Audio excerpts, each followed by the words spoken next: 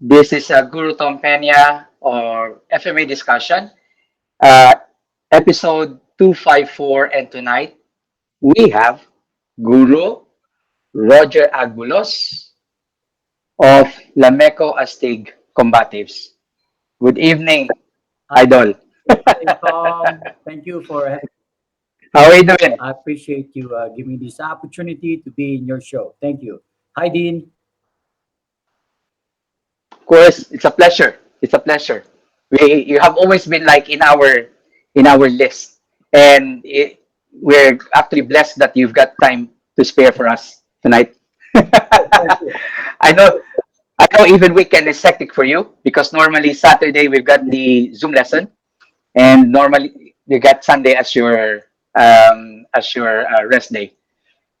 Today is But my boy toy day because I have a my commander in chief, who is the grandmaster of collection. My wife, the boss wife. Sunday is a boy toy day for me. So oh, sorry for interrupting that, boy. Okay. So just before we start, we would like to say hi to everybody, and who are joining us in this episode. And please smash the like and the heart button. Okay, if you're watching this, two thumbs up will be best. And please tell us where you're watching from. Okay. Um, we do already have like Kyle. Found it. Kuya, Eric O'Brien. Kuya, What's up, guys? Kuya Rudy, BDCC, Chalinen, big shout to you guys. Hi, Brett. Yeah, yeah, that as well. And Cha from yeah, I've been friends with Cha for actually a long time now, but just basically through Facebook. This guy, Stay bladed and everything. this guy is so young. He's actually, I think, 78 years old. Oh, no, no, I'm just kidding. So, Cha, we need to get you in. I'm trying to get all the instructors now of Guru Roger as well to be in the show. right. Right. So we got Rafael as well. Rafi, Okay.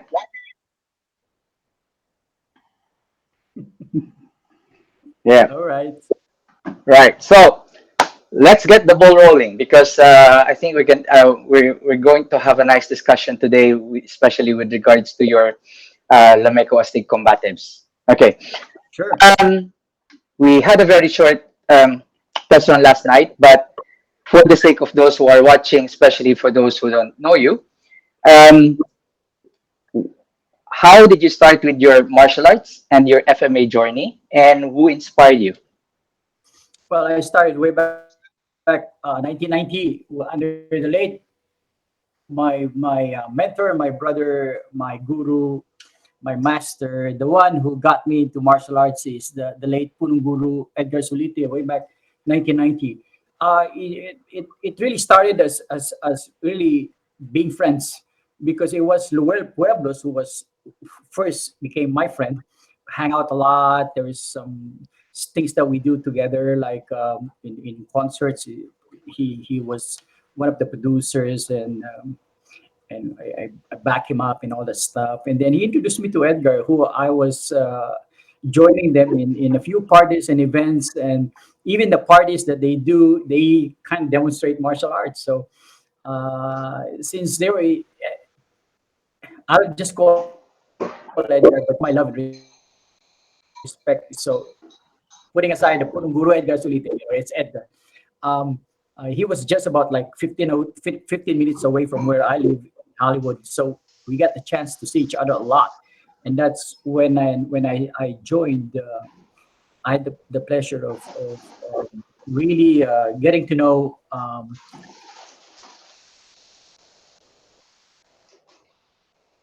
some of the guys like a few years after or months after. So that's how we started way back 1990. Okay. So how how long did it take you from becoming friends with Edgar and the brother of Mang Jun Pueblos into really starting Lameco? Well, Did probably. it take you a while or immediately? Um, it's just a couple of months because just a couple of months because all they Okay. talk about is martial arts. So Yeah, that's how you got encouraged. yes, I speak that dialect. What they speak, I speak fluently, Cebuano. So although I'm from Mindanao, I actually from Manila, and then my family, whenever we were kids, we moved to South Mindanao in Cagayan de Oro, and so and then we went back to Manila, and then of course I migrated here. I was very, very fluent in Cebuano, and that's how I speak. I really became so close to these guys, Oh. So we complains that she doesn't understand a bit of what we talk about because we are in Cebuano. In fact, they call me Rugir. You know, Roger. Okay. but we really call each other Bay, kind of like the slang of Bay.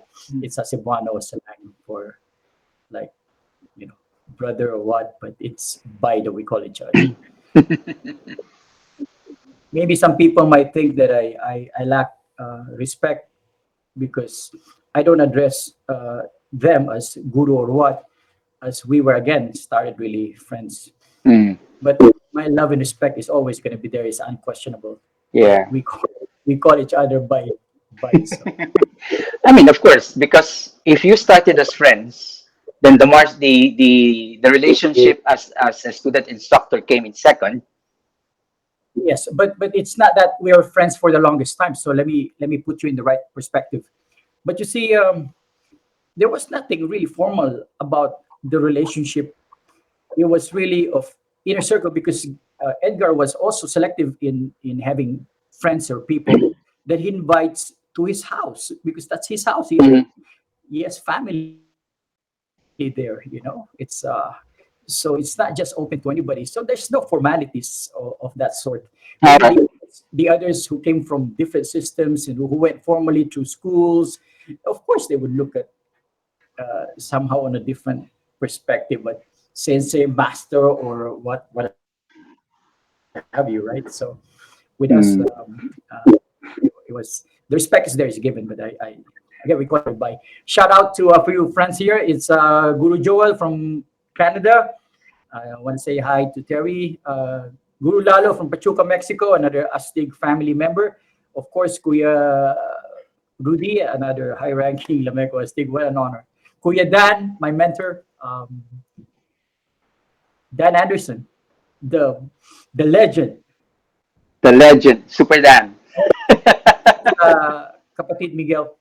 How you doing, Miguel Ruby? My love to you guys.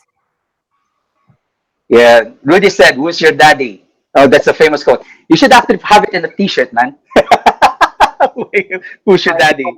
I remember when I was in Europe. In fact, I do this a lot when I travel. So when somebody they they ask a lot of questions and they put you on the spot really, and I don't get offended with that when they try to test you out because they're not judging me for any of my character personality, but rather they want to test you of your skill, right? Because Mm, they are as passionate as you are. They spend time, money, and effort as all of us have in our journey in the martial arts. So they want to check you out. So when they do, you kind of do the move, and then I would end up even a guy that's 6'2", 6'3", so big guy. I end up with after a knife situation attack. I ended up with his choke, and then these guys are strong, because they're buff and they work out, so they're very strong. But the hold was very solid, and yeah. then when I did that, they would tap out, right? Because you gotta release. Yes. Yeah. That's up. Yeah. So to me, before I release, I would ask them, "Who's your daddy?" You know, So that's how it's all started. and then I let go. I let go. So that's Rudy. Asking, who's your daddy? We do this. I do this a lot. For fun, all that stuff. Oh, Julius says hi as well. Okay. So when you started with Edgar, did you try to like search out for other FMA styles as well, or was it like Lameco was your first love? Oh, well, maybe it was meant to be. Um, Mm-hmm. because we grew up with exposure to martial arts when we were young, all that stuff. Uh, so I had that opportunity back then when I was a little kid, but nothing serious that I could say helped me out. Like the others, when they kind of present their credential, they started martial arts when they were 8 years old, all that stuff. So not with me. I'm a late bloomer in martial arts. I did some exposure, but nothing serious. Mm-hmm. But I was with Edgar about like when I was mid 20s. So I don't want to All right. I don't want to reveal my age. Otherwise, you guys would start calling me Manong or Lolo or something. So I started really way back early in 1990 with him. Um, so what was the question again? Sorry. did you, I mean, did you try to like search other FMA styles Okay. before Lameco, or Lameco was your first love? So why I was saying earlier that it was probably meant to be is because by some mysterious thing in the universe, Divine intervention. I was born Lameco. You know, there was no background at all with especially weapons combatives or FMA. Not at all in my lifetime when I met Edgar. Nothing. It was him. But when I met him with Luel, like friends, right? As well as Mm-hmm.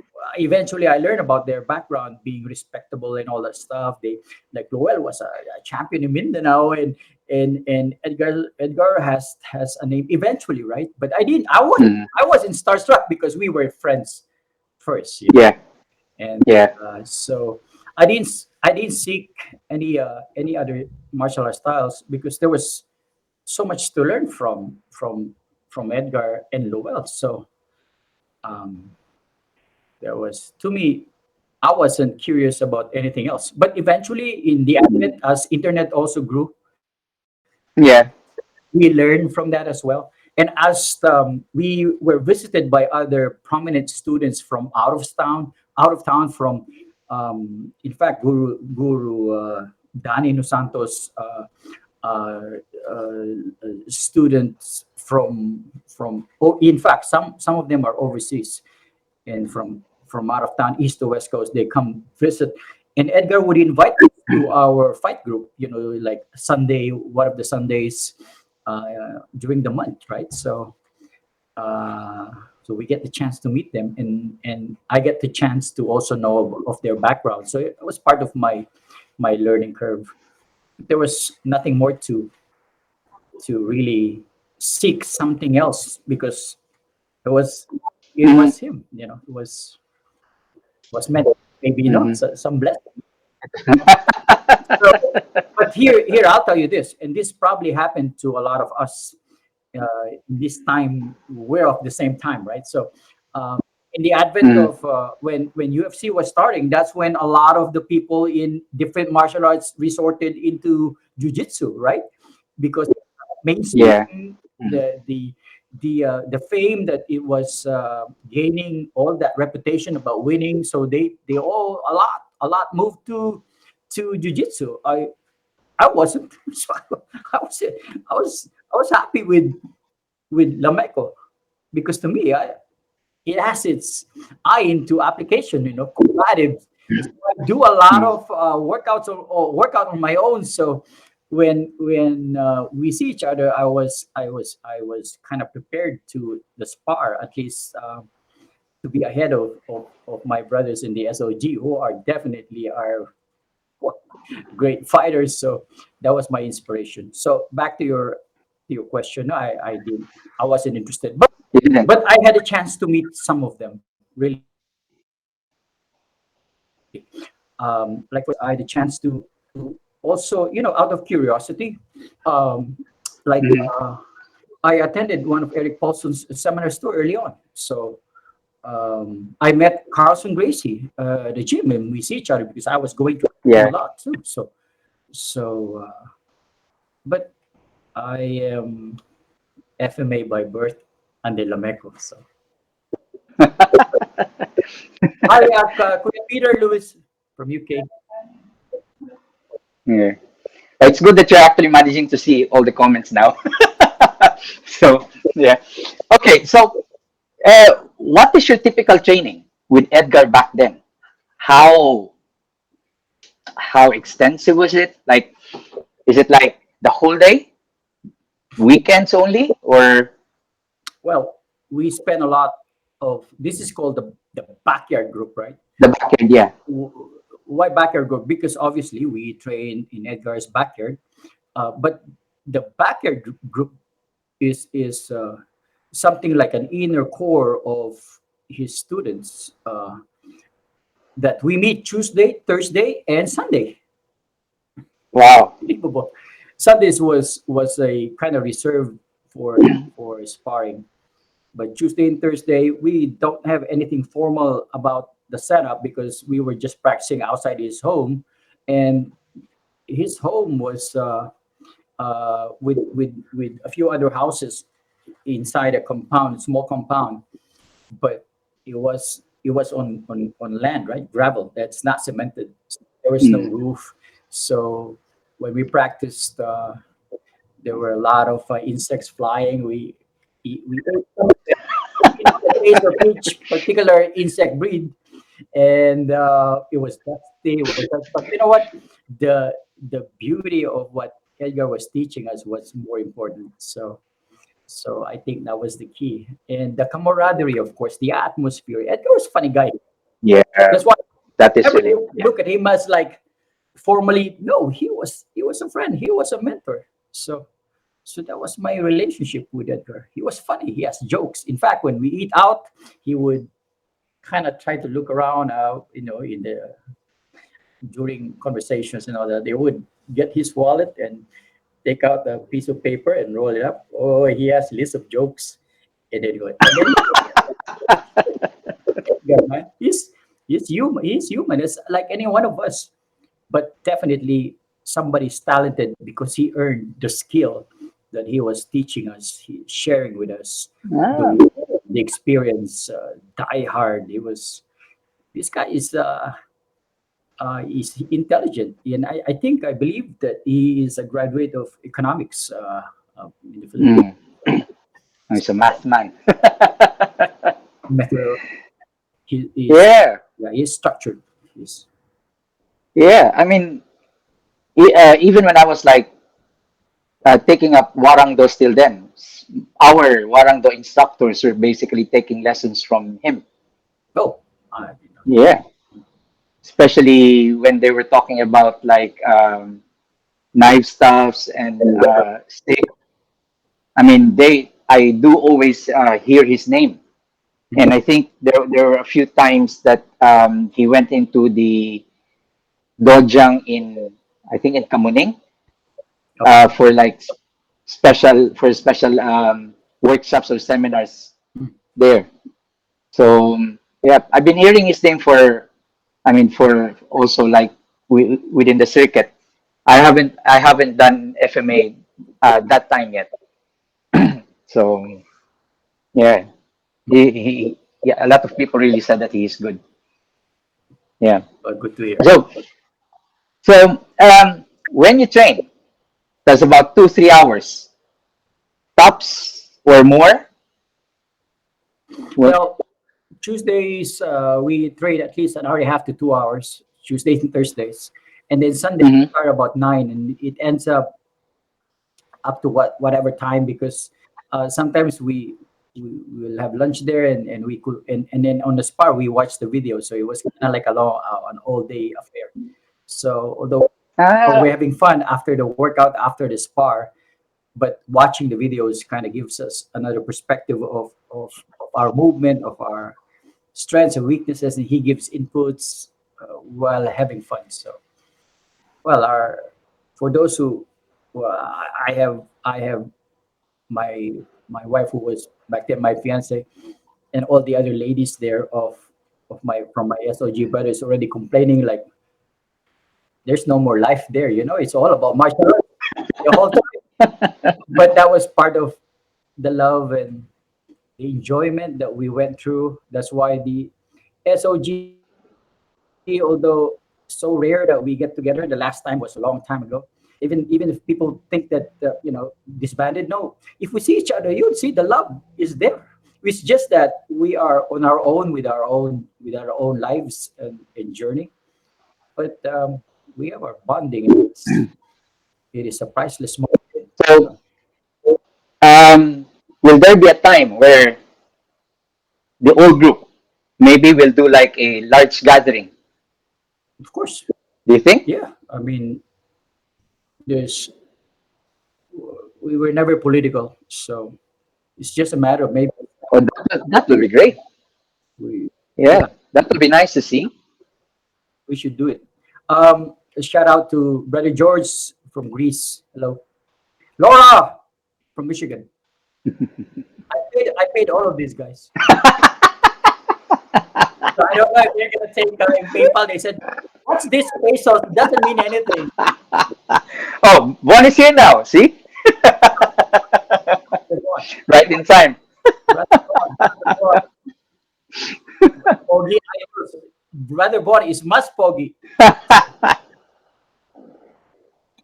All right. Well, Okay, so um, you've been with you've been with Lameco, okay, um from how many years now?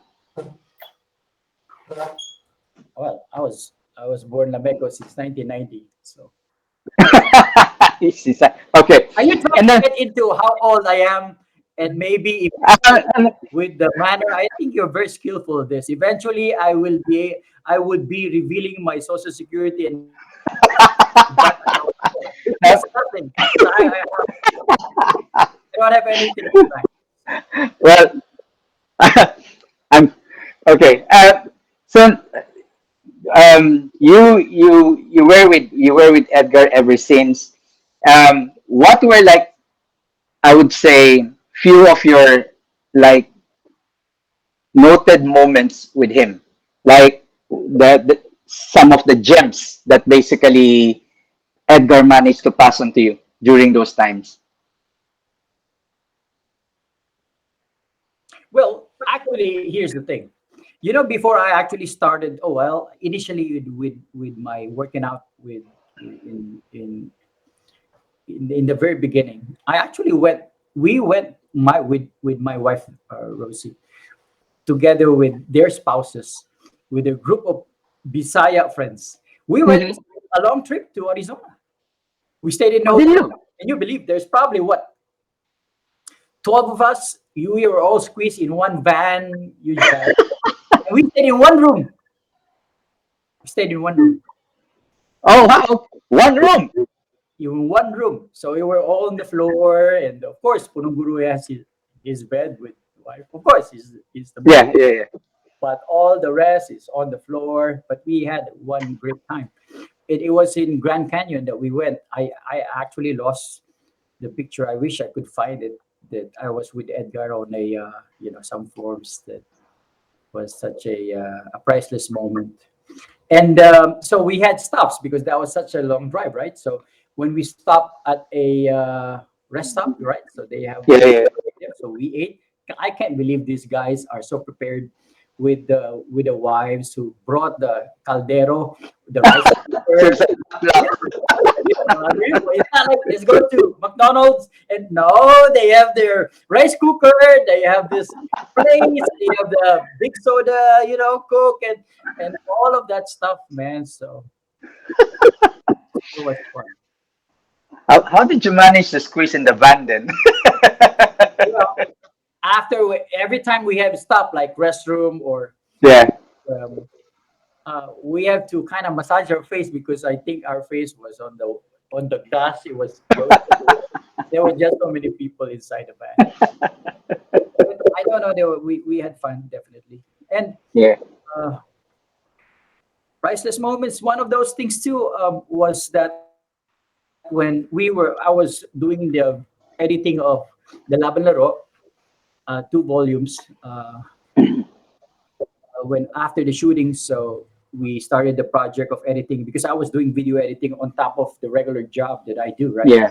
I was working in the hospitality industry, but I became serious about video editing and shooting. I have cameras and all that stuff, so we spent a lot of time editing. But for the most part, it was really more of like talking a lot. So it could have been done probably if I was doing this full time, right? I could have done this in like in a week, even if it was analog old style.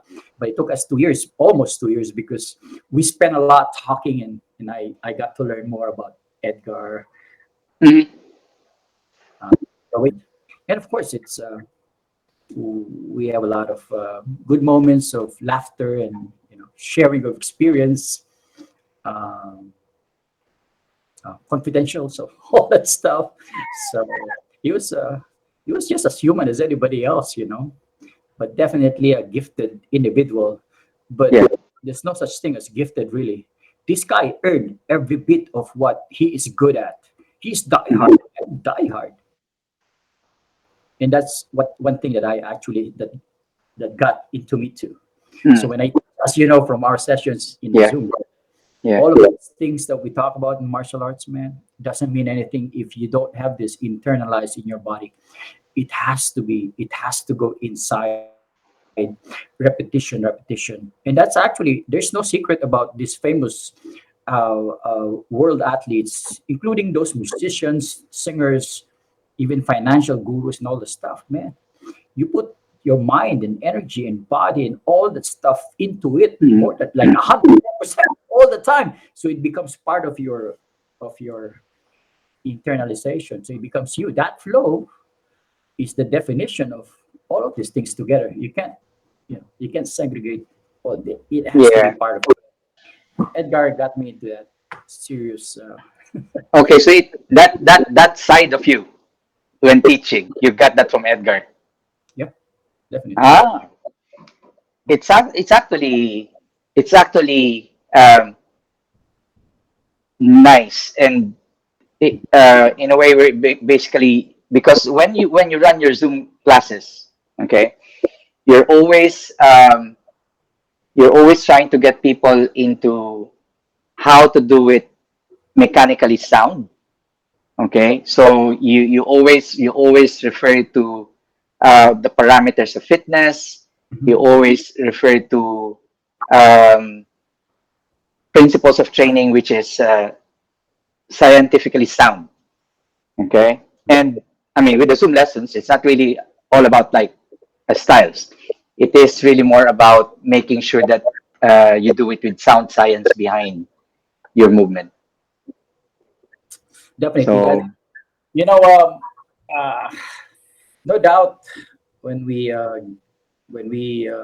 get into a gathering or we listen from other people talking about their systems and their history and their background. There we read their books, we see them in video clips and all that stuff. No doubt the passion is there, sure. But let's not forget that martial arts is not about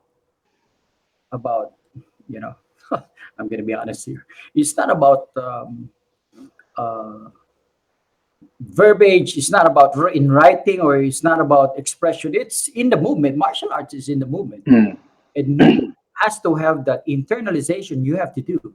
So I'm going to use what you said a while ago. You got to put, if you're going to go repeat something, it has to be with science, back up by science, meaning mm, it has to have some properties included in your repetition. Otherwise, what's the difference of you doing Zumba with martial arts? mm, You see, yeah, yeah, yeah, yeah. it has a different result, right? So, Mm, so to me, I think martial arts should be based on really your purpose of doing martial arts. And if I ask all of our brothers in the FMA and other martial arts, I would say that about a high percentage. I'm gonna just give a number. 99% would say it is self-defense. But the thing about that is we have to be truthful on our objective. If it is self-defense, then how are we moving? What is the end result if it happens right now? How do we see ourselves going for a response, especially because I've done this a lot with in my seminars from anywhere I go. either in the US, Canada, Mexico, or even Europe, from different countries, you know. And this is what I do. When I establish rapport, I talk to them and I get to know their background. And that's before I start the seminar. And then I would even throw a question like, so if I have a trainer, what do you do when somebody it is this slow motion, right? It is okay. I'm Mm. gonna do it slow motion. So how do you respond like this? Everybody would have a respond of a block, Mm. but they stick to that. That's it. And then you can even see in their faces that they're going to stick to that.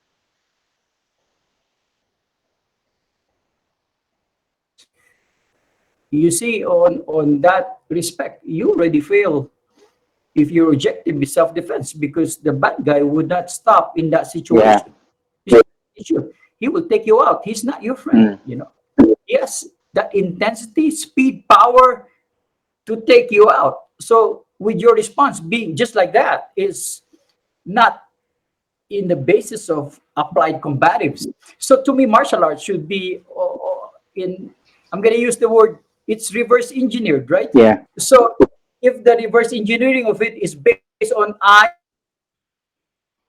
am the only one man standing, so if the end result should be survival and it's based on fighting or knife, then therefore, if this is the stab, I will reverse my movement on repetition and all the science that backs science like economy motion, non-telegraphic striking, and plyometrics designed for that objective. So it has to be reverse engineered. And some of Mm. us kind of looks at it on the reverse aspect of it, which is patterns. We don't even understand the application of the pattern in the end result. Yeah. So we just got so much, you know, maybe it's a harsh word, probably brainwashed because of what we receive from the instructors of the lineage of the background. It came from all these fighters, blah blah blah, and this my system got this blah blah blah. Mm. But we are forgetting that martial arts is in the movement. So Yeah. Yeah. Yeah. let us not, the objective is supposed to be the buildup of our body, understanding the science for the desired result, which is this the big difference, is applied martial arts, or better yet, applied combatives, because there's math, Yeah. there's applied math, right?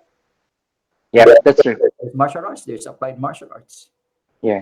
If we choose FMA, that is applied combatives, man. Mm. We can't go Huba drills without understanding really what is the desired, impact of the Huba drills. I see Mm. people standing without really being so concerned, or not even understanding about the proper body mechanics when you do Who Huba. would? Yeah. Huba is a tool for the end result of applied combatives, Mm. right? Just gonna do this like patty cake. You see, that you lose. There's no connection, right? So there's Mm. a lot that's needed. Yeah. The one So thing that I find out with the way you manage the class, for example, and you run your Zoom lesson, is how you apply the principle of specificity in training. So if you want to have this end result, this is what you need to do. You can't do any. You basically, if you want to be consistent in this particular result, you have to be specific with the way you train, with the way you move, and correct, how you drill it in the class. Okay, is just basically consistent with um, making sure that you're backed by science when it comes to movement and to correct, your fighting. right. Because the embracing science should be the mother of, what is it should be the guiding force. It's not about system. Mm. The system is the one that introduced us. So we have definitely, that's a given. Our loyalty, our admiration of us getting born into the FMA aspect. That's beautiful. Okay, but it should be of the highest level is science. You know, Mm. science should be what is the science of it is like economy emotion, should be of the highest level rather than systems, because sometimes the system are so into a preferred geometric preference. Example, aikido would be circular, right? Wing chun would be Yeah. straightforward, and etc etc. So like jujitsu would be on the ground, and all that stuff. So the same thing with the FMA. Some are into the close quarter, some are. Who cares? Does combative really have to be defined? If this bad guy is gonna attack you, whack you, take you out, wants to take you out, wants to take your life or your loved ones, does it really Mm. matter whether Yeah. it's on the close quarter, medium range, or again, I will ask you, what exactly is your purpose in going for martial arts? If you say self-defense, you're not being truthful, or you are missing the point. Mm. Exactly. So why is there a preference, right? Yeah. I myself. Okay, if there's a spark, I'll wait for them to come in. Really? You know that I don't know of anything in this world by nature that really starts on close quarter for a fight, because even bad cells, red cells, whatever, they start from from a distance. They fight. Fishes, they do that too. Fighting fish, right? Or sharks, or animals, or dogs, or much more UFC, K1, one championship, even jiu-jitsu, they start from my corner. So tell me of a world that of have you seen YouTube? I didn't post this. I didn't invent this, right? You see on Yeah. YouTube how those in third world countries, they fight if they don't get banned, right, by YouTube, of how they fighting duel. I have yet to see from a close quarter range, and they decided to let's go. No, man, they go from. So you can't say, you have to. That is why I'm going to go back to Edgar. That is the beauty of Edgar Solite. He's so open-minded. I think at that time he was, well, at this time he was even being given that recognition of being the Bruce Lee of FMA, because he embraced five major systems, seven minor system, and put it on a beautiful art he calls Lameco. Lameco means la, meco, largo, medio, corto, long range, medium, and close quarter. You know. Mm. So I'm And starting. he managed to basically weave it into that system, weave everything into that system. Yeah. So Yeah. I'm already starting my rant, huh? It's sounding to be like the normal Saturday lesson. Okay. Um, Before I ask one question, and maybe I'll ask this one first because this is more related to. So, um, what is the importance of lineage and system, uh, if important at all, when it comes to training? This is from Guru Gagi. Okay. Well, repeat that again. Because, What is the importance of lineage and system, if important at all, when it comes to training? well,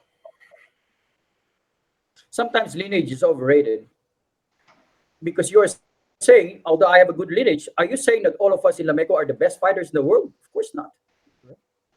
So same thing with Bruce Lee. All Jeet Kune Do are one hell of a fighter, the elite of the elite? Of course not. So the system is something that you were given the opportunity to start, but the truth has to come from you. What is actually your system? Yeah. I search for applied combatives, applied FMA, applied Lameco. I searched that. I wanted that because I don't want to be my ass getting kicked. I want to be the one kicking ass. So, in a manner of speaking. So, so I put the reverse engineering of that. So if I want to kick ass in this manner, because he's attacking me this way, I will then get into this kind of workout.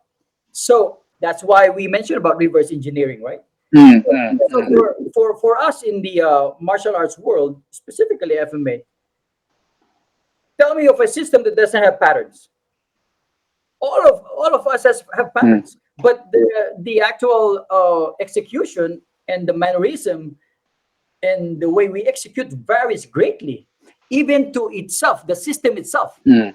They vary in specific styles, and then we're gonna go, well, you practice whatever is good for your body, or what is your weakness, and all.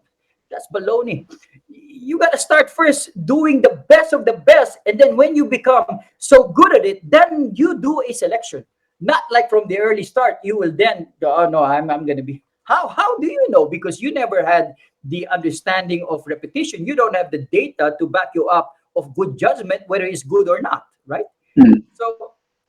So uh, I don't know about lineage, man. That's kind of complicated. It's a loaded question too. So, but hopefully, it's what you seek. If what you seek, then you must also be ready to put in the time, money, and effort, because it's all about internalization, man. There's no secret to any skills at all, be it Mhm. physical or be it musical or be it business or name it. We are in this world that we are of creatures of habit. So we have to build the good habit. But what I chose in creating the habit is on the habit of applied combatives. Mhm. And it is also um, our the way we look at things, it's our perspective into this that makes the difference. Because you know what? Um, for instance, uh, how many of us really are willing to kind of put ourselves to sparring, right? Because to me, it's one of the elements So, of or ultimate test of skill. Not ultimate, mm. because the ultimate really is survival if you're the one man standing in the street if you get attacked. But why am I going to wish for that? I mean, if that guy pulls up a gun, I have no match for. I did do a, demonstration when I was in Europe, a very successful seminar. That's a plug-in. Very successful. I had everybody sitting down, and then I have a question and answer. Which is very lively and very good because we get to be good at this if we do this over and over. So we're able to handle questions and all this stuff. But one guy in front of me, maybe about a yard away, Guru. So he asked me, okay, what's the question? He asked me, what about if there's a gun? So I said, what about if there's a gun? What about if I shoot you? Okay, so my question is, how far? So Mhm. I was thinking, because if it was just far, you know how it is, I'll just do the Jackie Chan, Jet Li, he was thinking, um, okay, so okay, I understand. So I move far, right? So maybe 10 feet away, about this far. He was still thinking. Okay, I understand. This far. He's thinking. Okay, so about probably say about 4 cars away. About this part, the gym was huge. And he goes, yes. So shoot me. He didn't get the question. So I said, pretend to shoot me. So he stood up and he went, pack, pack, pack, with Yeah, yeah, yeah, yeah. pack, pack, pack. And I did what I'm going to demonstrate. Okay. So, so I said, pretend to shoot me. Go ahead. And he stood up. He go, pack, pack, pack. You know what I did? What? I went for the Matrix, man. For the Matrix. And that was silly. But you know what? I didn't get hit. So I think it worked. Well, Anyway, as long as you didn't get hit. yeah. There's a yeah, Rudy. I remembered we were in Mexico. It was a great workout, and we definitely enjoyed the seminar together over there. We would do this again somewhere somehow soon. Okay. Get well though. Love you, Rudy. Okay. There's a question from Brett here. Um, would you say that the best defense is a great offense? The best difference is a great offense. Yeah. Um, this is if you really think about this statement is not that simple. Because if you Mm. say the best defense is offense, therefore you must be the bad guy because you are initiating, right? A hit right away, or you can stab him first, or do you have the third eye to see things before it happens? Do you have psychic ability? Because you said the best is offense. How are you gonna go do that offense starting with you, right? Unless Yeah. Yeah. unless, unless the situation is kind of like given, right?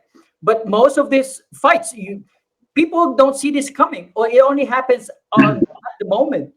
Mm. So that is kind of I think it's contextual. It depends on the situation. so if you are on a duel, right? Okay, so practice. It's be it on a UFC, whatever, one championship or sparring in the backyard. It doesn't matter. It's a duel. The best offense is defense is one of the things that you must embrace in your rhythm. So your rhythm becomes broken rhythm because you don't want to be predictable of always waiting. You think, okay, here's the situation. On your spar, you are waiting. So the guy, you hit him because he was projecting everything. That's sometimes that offense is to your demise because you commit to a certain move. And that's when he's gonna parry and punch you back. So it's like some are good counter punchers, like in boxing, right? Because of that offense from the other guy who did it falls under his scientific uh, Yeah. predictability, and you got nailed for it. Okay, here's the thing. You think when you do offense, this guy is not going to prepare for your, of course he will change. And then if he changes and you get hit because you're offensive, right? So you get hit a lot because he's going for your angles and all the stuff of, what Edgar says, like hubad, the hubad, for every stab, slash, or hit, beat, punch, or kick, for every single thing of that movement, you create an opening, and that's true, Mm. right? So Yeah. just if you punch, you create an opening elsewhere. So you Mm. cannot say all the time the best defense is offense because Mm. that guy is gonna exploit that concept of or that opportunity. So therefore, the best rhythm is broken rhythm. You got to change that. The best offense is also defense in half beats, meaning the best defense is going for offensively, but with the interception in mind. So Mm. when you do that, right? You intercept him, and well, I'm doing a lecture now, so That's fine. Yeah, actually, Brett also made a follow-up comment on that one in the concept of intercepting. So I think that's what he meant by the best defense is a great offense. well, In then correct. Then we are being contextual. Yeah, You got to give me in what example exactly are we talking about, right? Because in the example I was telling you about, is in that true yeah, actually. so Mm, that's why this thing about, if I may, about forum, about there's a constant battle of arguments because the limitation of the definition of that situation, and then mm, everybody would have an opinion, and then it becomes so personal, and they will like, come on, let's go, exactly. let's Exactly. you and I use each other. That's what, Exactly. yeah. So maybe Exactly. you should call it, Yeah. maybe date each other, whatever. Might end up better. But the thing is, you guys don't get too much into the discussion in verbiage, or you know because there's so many variables. There is a million variables that can happen in a Mm, situation. that's true. That's Yeah, very true. something to say, but uh, again, I would always say, in what context, like you said a while ago, what a beautiful thing. It's Mm, contextual. yeah. What is the Mm, scenario, right? Then yeah. we discuss. Yeah. Yeah. Because I mean, even in, for example, in self-defense situation, would you would you consider doing a preemptive strike or not? But again, it all depends on what happens before. Correct. Because Boom. because if your life is threatened and you've got like three people in front of you and you can prove that your life is threatened, yes, you can do a preemptive strike. Okay, as long as you can tell, like, for example, legal wise, or if you get into prosecution, you don't have the space to be able to avoid it anymore or to run. But if during cross examination they found out that you could have actually run or avoided the situation, and there wasn't really a genuine threat in your life, but you did a preemptive strike, yeah, that could get you into legal trouble. Right. So context is really is important Correct. with that one. Correct. Yeah. So, Mm. uh, I'm going for that what I'm reading here because these are good things that these guys are putting in there. We can add that to our conversation, Yeah. right? So Um, so and yeah. to about the when I work out, I look at two things: is the offense aspect and the defense aspect. So on the offense, it is non-telegraphic, so it cannot be seen. So Mm, when you strike, you always have the advantage because on the offense aspect, what good is the offense if you telegraph your movement? So the guy miles away. to set you up. Then Yeah. the best offense for this guy is defense because via interception. Because if I'm gonna do this, so I'm actually you could see me do this a mile away. Yeah. If I Yeah. hit you, that guy is got he's on his head. I got you in your trap. I set you up for this, so he will block and only to do the half beat to hit your head, the hand, whatever. Mm, So who's to say the best defense is offense from the guy who did this? So it's also a matter of mechanics, right? So yeah. this thing is such a beautiful thing to discuss because it entails really the methodology of your practice. So Mm, if I were you, you should practice the conditioning based on those sciences of non-telegraphic movement and explosiveness. Brett mentioned this in his yeah. so That's true. explosiveness. But what exactly is explosiveness? Explosiveness is the result of your training methodology. The training methodology encompass some other aspects aside from understanding science and geometry, or geometry of angles, all the stuff is that the plyometrics that has to be backed up by your repetition with so to develop strength, conditioning, speed, power, all of that. Yeah. Plyometrics is one of the tools required for plyometrics is also using heavy equipment. So the body, the muscles is molded to that specific objective. Yeah. So guys, I don't want to talk about something heavy here, but there's no way around this. It has Mm, to be part of that internalization, you know. yeah. So that is the offense side, but there's also the defense side. On the same pattern, I will twitch that a little bit so it becomes defensive in nature. So that when I get hit on this side, I know what to do. When I get hit on this side, I know what to do. When I get on so therefore it's about like four quadrants, right? One, Yeah. two, four. And Straightforward. I will address that in my workout. So that entails also my footwork, my non-telegraphic striking, because non-telegraphic is not just to be on offensive in nature. It has to be Yeah. defensive. Kind of defensive. Yes. You don't put the science into the striking. There is no way you can actually catch up on somebody that's striking you because you saw that coming towards you and that's already on the way. By the time Mm, you be able to intercept, it should be hitting you. So therefore, if you want to address a force towards you, you got to make sure that your force can address in the shortest possible time to address the force on force. So therefore, if your manner of striking is the same as his, there is no way you can block or intercept because he was ahead of the game. yeah. It's always going to be like a stalemate. Not necessarily, because by the moment you strike, he's already ahead. Remember, you're reading Yeah. him, Oh yeah. Yeah. right? So when you read him and when you react, he's probably a half or two-thirds hitting you back. So if you are of the same manner of his kind of hitting too, like if he does this, you do. There's no way you can intercept that.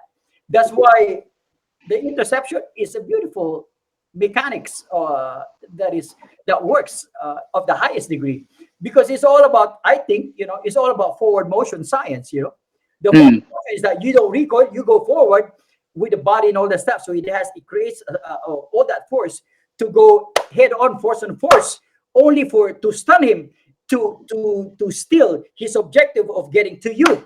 And when you stun him, it is now your from prey to predator. It is now your move to finish that because it is unexpected. It is the element of surprise. So a lot of things can go on with your methodology, but it has to be addressed in the context of offense and defense. I don't want to get heavy here, but the repetition has to be purposeful. So yeah. it becomes something that you can execute uh, live in freestyle. And you know what? Say I want to say a shout out to my brother Sachi. Love you, man. I met this guy over at the the Legends 8 in San Francisco. He's a great guy. Thank you, brother. My brother Baste, my Lameco brother Baste is right here. Hey, Laura. So anyway, so going to that, it's a question of methodology. But your Okay. methodology should be based on your objective. If the objective is applied combatives, then it kind of filters out and throws away the things that does not really, answer or doesn't give you the leverage of movement. At the uh, at the very least, it should be um, applied combatives. And then you reverse engineer. So Okay. While we are in the topic of interception, how important is timing to have a good interception, or for your interception to be successful? well, interception is a very, very high degree of skill because you are actually opening somebody to kind of hit you first, right? Then you will intercept him. Mm. So you imagine your if okay, here's the thing, man. Why it is of very, very high degree of skill that's required to be able to execute the concept of interception. Don't tell me anybody that is striking you does this. You are doing it faster than him. No way. Because whether he's trained or not, he's going to do it at the optimum level of speed, power, right? He's not going to do that. And, I receive a lot of these comments that Guru Roger, you're fast or whatever, right? Or Pogi Roger, you're fast. Not fast, man. I'm not gonna take that. I am the same speed as the other guy, but don't tell me that the other guy is doing it in slow motion. Of course, he's not. Nobody's gonna do that in slow motion. They're doing it. All of us are doing this in optimum speed. So the Yeah. question is, who is the most efficient? So that's the key. Mm. On the efficiency factor, I'm gonna put geometry here. So I gotta execute power in small moves, which I have this mantra of the power of in weapons, right? The power of the stick, the power of the Yeah. stick Yeah. Yeah. in the small movements of the blade. That's why to me that's the best approach to weapon combatives, the hybrid of both. Because you don't have to adjust. Woo! What can you say about what happens in the street, right? Oh, I can't fight you because you're doing stick, or I can't because you're blade, or that's no, man. It has to be the hybrid of both, so you can actually be able to address a weapon as a weapon, regardless of the nature of the weapon, right? So